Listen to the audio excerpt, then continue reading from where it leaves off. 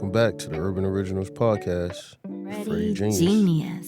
I've been thinking a lot about how much of our lives are shaped by decisions we barely remember making. Where we live is one of those things.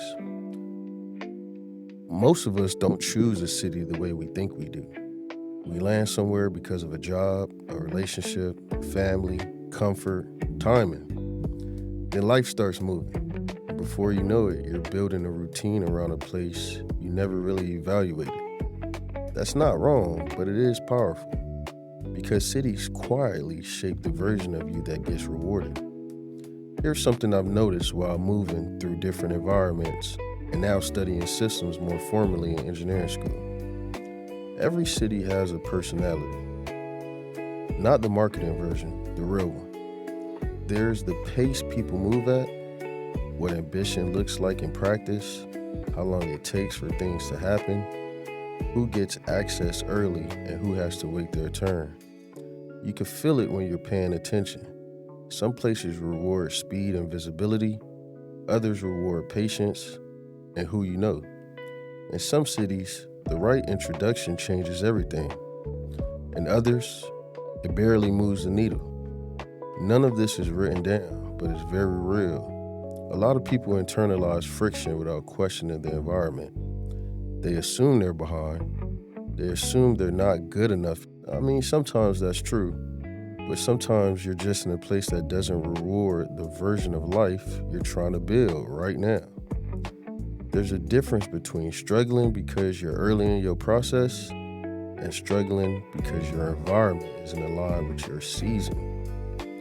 Those feel the same emotionally, but strategically, they're very different problems.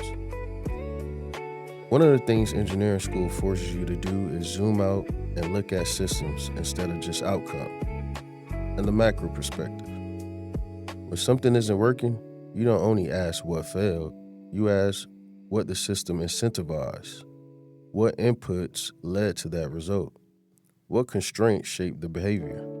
Cities work the same way. They incentivize certain paths, and they quietly deprioritize others. So when people say, I'm grinding but nothing's moving, a fair follow-up question is, grinding towards what? In which environment? There's also a difference between cities that are comfortable to live in and cities that are useful for building something specific. Comfortable cities feel good quickly. They're familiar. They fit who you already are. Useful cities introduce friction. Not always in a toxic way, more like pressure. Pressure exposes gaps. Pressure forces you to sharpen. It introduces you to rooms you didn't know existed. That doesn't mean you shouldn't chase pressure forever. It does mean you should be honest about what you're optimizing for in this phase of your life. Are you building capacity? Are you building stability? Are you building network? Or are you building peace? Those are all different goals. They thrive in different environments. Another layer people underestimate is access. Real access. Access to how decisions get made.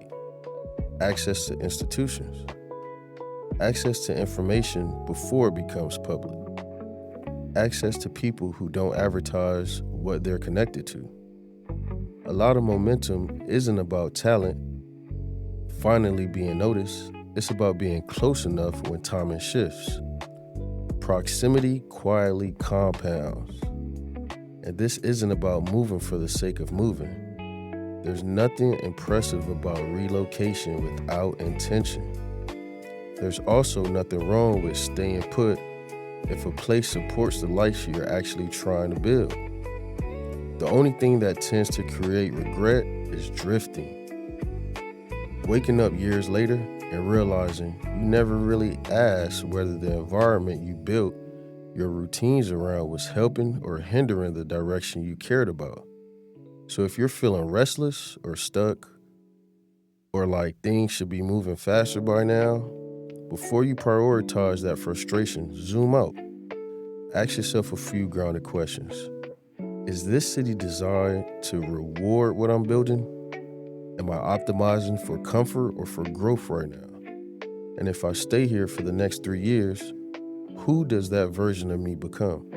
Sometimes the smartest move isn't more effort, it's better positioning.